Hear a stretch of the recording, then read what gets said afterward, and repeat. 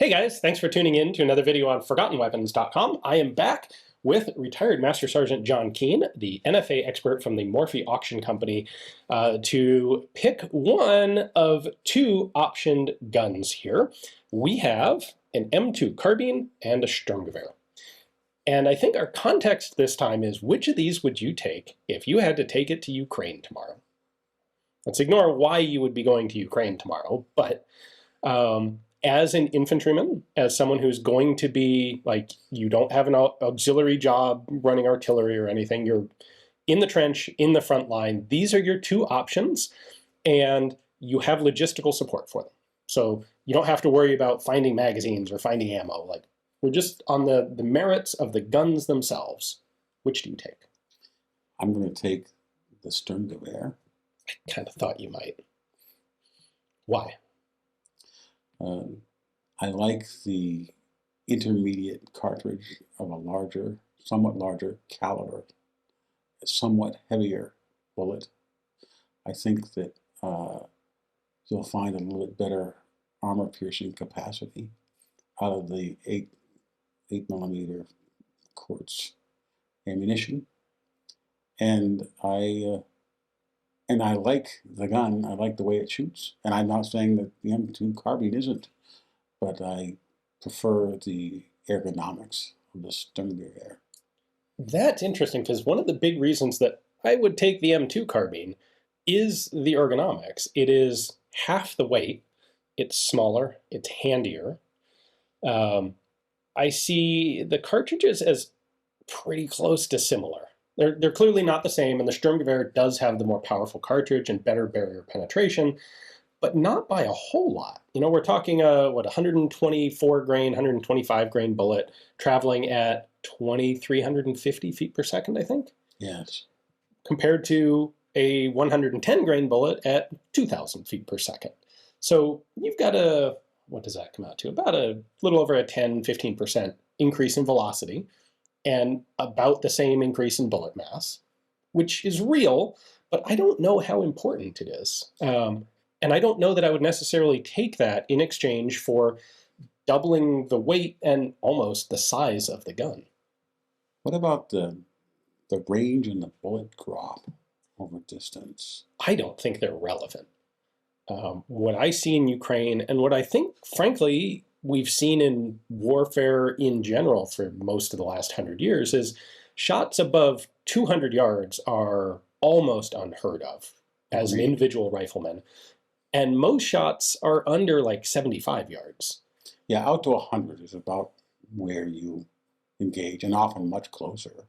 Yeah, and within those ranges, the ballistics don't matter. There's no amount of drop that is going to be relevant within 100 yards. Agreed. So now we're back to barrier penetration.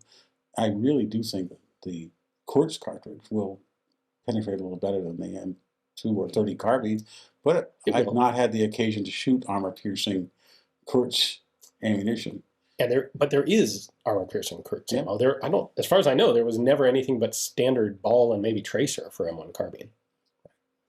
But they're both really good guns. One hesitation that I do have, like, I want to go with the M2, but one of the things I don't like about it is that really open action.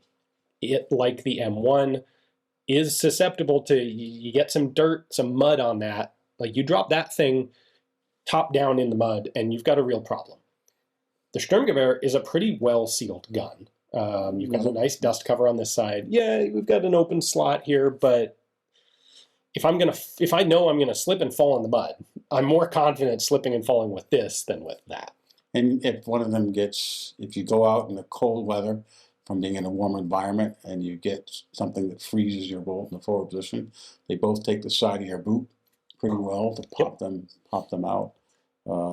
As far as the field stripping and cleaning, I think the Sturmgewehr has an advantage over the M2 Carbine in that you can pull everything out and you can go right through the inside of the receiver. That's true. And the M2 Carbine, you can't. That's true. Do that. But the trade-off that you're getting, though, is just almost a gun that you can forget you're carrying. It allows you to do everything else that you need to do without the interference of having to lug around a long and heavy rifle. Right. And I've not had the experience of having to lug around a Sturmgewehr. I've carried the M1 carbine quite a bit over the years. You make a very good point. I deliberately, for this one, I set up with an M2 instead of an M1 carbine, just to sort of even the playing field so that they were both select fire guns. Weapons.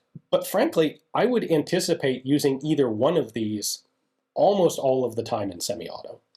Almost all the time you have a select fire machine gun, you're going to want to shoot it as semi-automatic. Right.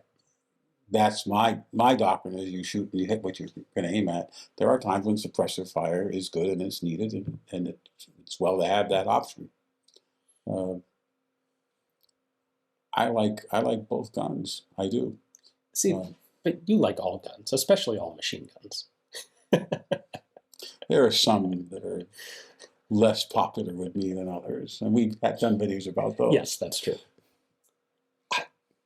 Maybe I'm being a little deliberately different on this one, but I think the M2 fills the role pretty darn well. They're both, well, the Sturmgewehr is the more controllable gun in full auto. When you're shooting full auto, the Sturmgewehr is going to have the edge over the M2 carbine. I do like the aperture sight on the M2.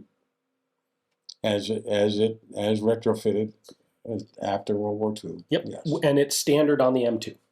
All of the M2s came with those adjustable sights. Yes. I also like the small form factor going prone.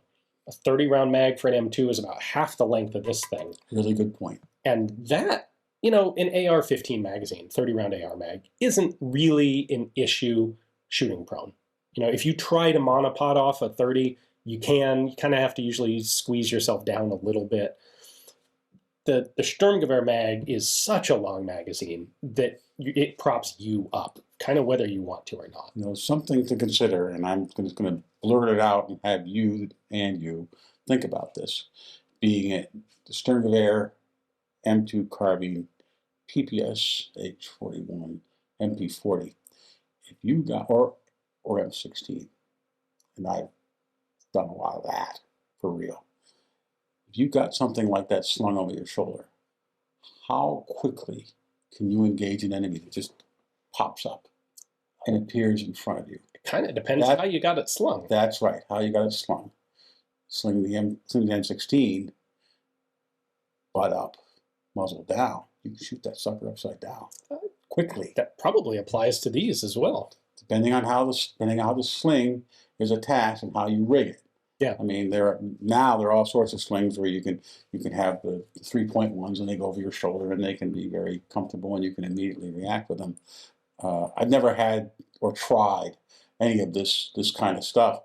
It might be fun for me to go to some of these competitions with these different old guns and appear on them and say, let me try this and see how this does in competition. The thing I would have to do taking an M2 carbine today would be everything I could possibly come up with to get that gun as reliable as possible.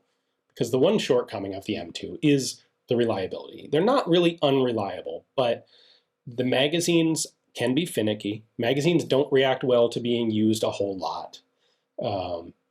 An original M2 is probably a better bet than a lot of the commercial semi-auto guns that came onto the market. But I would go through that thing. I would make sure it has good, strong new springs, that it's properly lubricated. That brings to mind an anecdote which came from a World War II veteran who was in the Pacific Theater. And he said he put 7 rounds with an M1 carbine into the chest of a charging Japanese. And it was his .45 pistol that finally stopped him. You know, now, that could be just what it was, but he had no reason to lie to me about that or to make that up. And anything can does the stopping power of the Sturmgewehr, is it superior to the M1 carbine? But an M1 carbine at 100 yards is essentially the same mass and velocity as a .357 point blank. Like, it's not the wimpy cartridge that people think it is. It's only wimpy when you compare it to Rifle 7.62 caliber. NATO. Right. It's very bottom of rifle caliber cartridges, but you know, you get the people who have 30 caliber Blackhawk revolvers, 30 carbine Blackhawks, and those are incredible fire breathing monsters. They are handguns. I will share this not a little personal, and this is on a favor of the M1 carbine. The first semi-automatic anything I ever fired in my life was an M1 carbine. Okay. That my grandfather had bought for $20 to the civilian marketing program. As one did at the time. And I remember shooting it for the first time and putting my hand up to work the bolt, because I had only shot his 03A3 or 03 Springfields before that, or bolt action 22s. And he said, "You don't have to do that." And I shot it again. Went to do this. He says, "No, you don't have to do it again. It'll fire as fast as you pull the trigger." And I proceeded to do so. I said, "Man, this is great." You know, my first experience was semi-automatic. Anything. Nice. Wasn't that's cool. Carbine. Very cool. So my brother has now.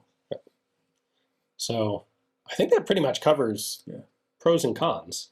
Looking forward to seeing the comments on your site, and which way people go with it. Again, like with the MP40, which one brings more money in the popular culture? The Sturmgewehr brings significantly by more about money. double. Yeah. So, People's Choice Award versus Best in Show Award. This doesn't surprise me at all. Like, I knew this is a kind of controversial choice. Like, this is one that it's not going to be hard for people to pick apart if they want to. I love doing this kind of stuff with you guys, and I love putting it in front of the public. All right. Well, let us know what you think, guys. Hopefully you enjoyed this one. Thanks for watching. Thanks for joining me, John. Thank you, Ian. Take care.